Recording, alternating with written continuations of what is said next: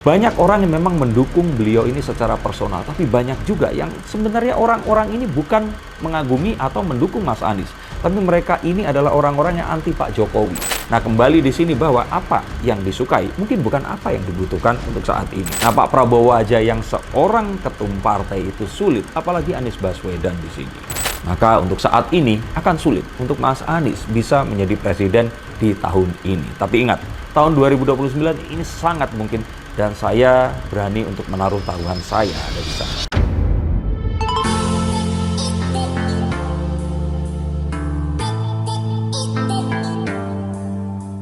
Halo, saya Sikers, kembali berjumpa bersama saya Denny Darko. Tidak ada yang namanya misteri, yang ada adalah tanda-tanda yang kita semua coba untuk mengerti. Saya melihat kartu saya menerawang Mas Anies atau Anies Baswedan ini akan memenangi pemilu dan jadi Presiden Republik Indonesia di 2029 nanti. Bukan, saya nggak ngeprank di sini, tapi ini sesuatu yang saya lihat. Untuk 2024 kayaknya akan sulit. Nah, mengapa? Kita akan lihat menggunakan kartu-kartu saya.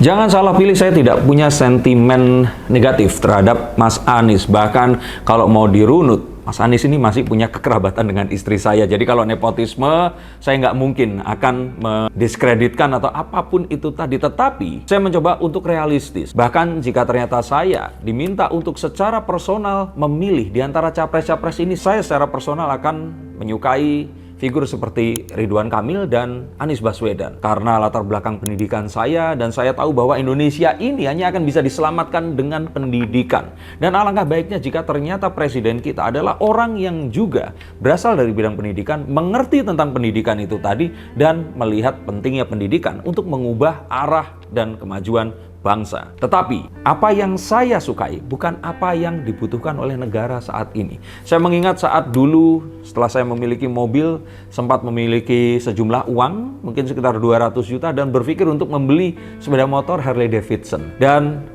saya sangat ingin sekali karena saya melihat sebuah tayangan iklan, tapi akhirnya diurungkan dan malah membeli mobil kedua karena bukan itu yang saya butuhkan. Yang dibutuhkan adalah mobil kedua yang bisa digunakan untuk bermanuver setiap hari. Nah, kembali di sini bahwa apa yang disukai mungkin bukan apa yang dibutuhkan untuk saat ini. Dan kita akan melihat bahwa ada sebuah stigma di mana presiden itu harus Jowo, harus Jawa, dan itu terjadi sepanjang Indonesia ini merdeka. Tapi kan ada Pak B.J. Habibie. Beliau kan presidennya itu menjadi presiden pengganti. Kalau sekarang itu dibilangnya mungkin, mohon maaf ya di sini, PLT seperti itu karena dia wakil presiden, dan akhirnya pun beliau tidak dilantik kembali atau dipilih. Memang ada banyak hal yang bisa kita bahas, tetapi ada sebuah stigma Javanisasi yang muncul.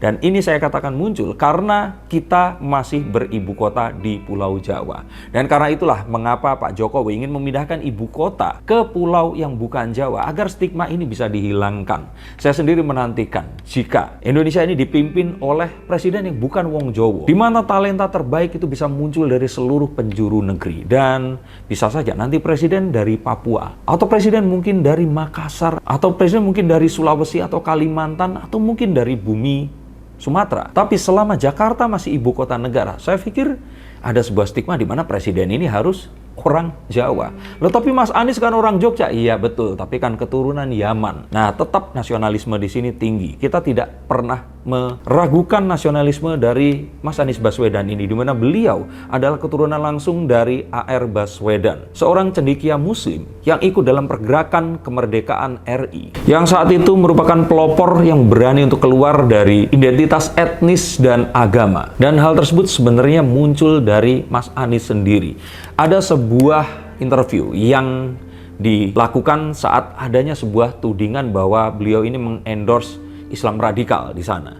Dan beliau mengatakan, dan saya juga rasakan selama 5 tahun beliau menjabat di Jakarta, tidak ada satupun kebijakan beliau yang melakukan endorsement yang dituduhkan itu tadi. Tapi tetap stigma bahwa beliau ini pernah dianggap sebagai gubernur ayat dan mayat, dianggap sebagai bapak politik identitas, ini adalah satu hal yang sulit untuk dihilangkan, walaupun itu dihembuskan oleh para lawan politiknya. Yang sulit lagi ini adalah beliau ini seperti gambaran Pak Prabowo dulu.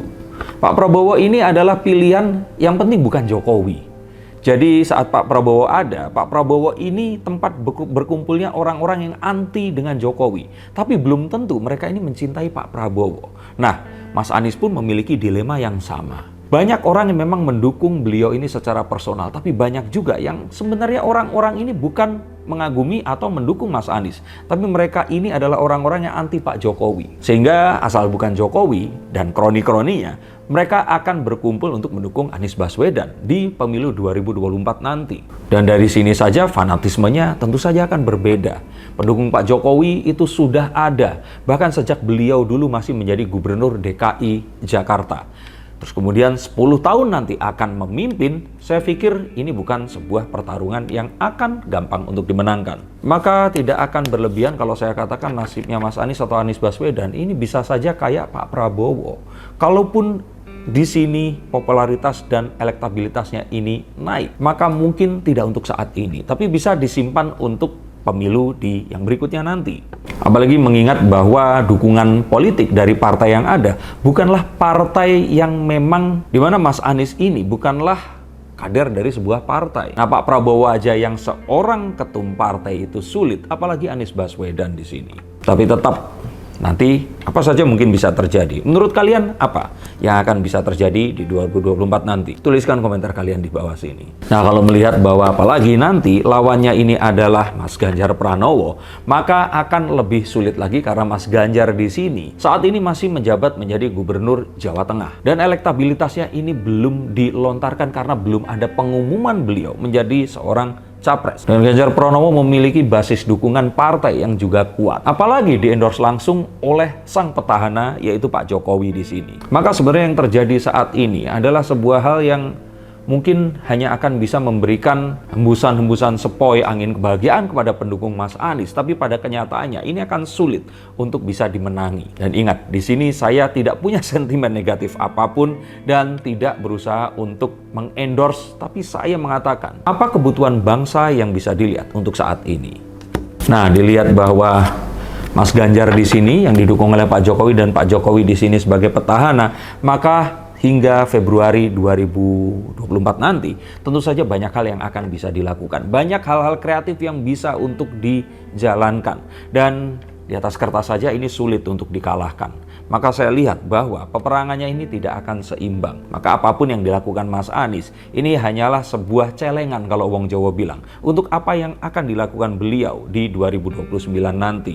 Dan semoga nanti menuju ke sana, beliau akan mendapatkan jabatan yang cocok. Sehingga saat mungkin nanti ibu kota negaranya sudah pindah, ya beliau ada di saat yang tepat. Dan kita juga tidak bisa menutup sebuah kenyataan bahwa pemilu ini diadakan oleh petahana atau pesaingnya ini tadi. Dimana sebersih-bersihnya apapun itu, ya kita tahu dalam politik pertama adalah tidak ada kawan dan tidak ada lawan. Yang berikutnya lagi adalah semua tentang kekuasaan. Dan kekuasaan selalu ada harganya. Maka ini sebenarnya adalah sebuah perhitungan yang sudah jelas. Dan dead end untuk dimenangkan. Keajaiban apa yang kira-kira bisa akan terjadi? Coba sampaikan pendapat kalian untuk saya baca di bawah sini. Mungkin akan ada dukungan dari Amerika yang akan memberikan dukungan dana dan juga mungkin dukungan yang lainnya, karena mengingat ada sebuah dokumen WikiLeaks yang menyatakan bahwa Mas Anies ini disebut sebagai sahabat AS dan juga intelektual Islam yang paling cemerlang. Maka bisa dikatakan jika Presiden Jokowi dan rezimnya saat ini dianggap lebih memihak kepada timur, pada Beijing dan juga Shanghai, mungkin Mas Anies di sini akan lebih menjadi perwakilan Amerika yang akan bertarung di politik 2024 ini nanti. Tapi apakah Amerika masih akan memiliki kekuatan? Sementara Amerika pun saat ini menghadapi banyak krisis yang harus dihadapinya. Maka untuk saat ini akan sulit untuk Mas Anies bisa menjadi presiden di tahun ini. Tapi ingat, tahun 2029 ini sangat mungkin dan saya berani untuk menaruh taruhan saya ada di sana. Tentu saja itu semua ya nggak gratis, tapi saya lihat Mas Anies nanti akan bisa berakhir seperti Pak Prabowo. Mencalonkan diri tidak berhasil, tapi melihat bahwa ya bagaimanapun politik di Indonesia ini harus melalui kepartaian, akhirnya dia akan seperti Prabowo, seperti Ridwan Kamil harus menjadi kader partai. Dan mungkin saja nanti di 2025, 26, 27 Mas Anies akan membuka mata dan either dia membuka partai menjadi ketua umumnya atau masuk ke partai yang sudah established, yang saat ini sudah ada dan mengikuti pemilu 2024. Dan apapun itu harapannya, Mas Anies nanti akan ikut dalam pemerintahan. ikut menjadi salah satu dari bapak bangsa juga.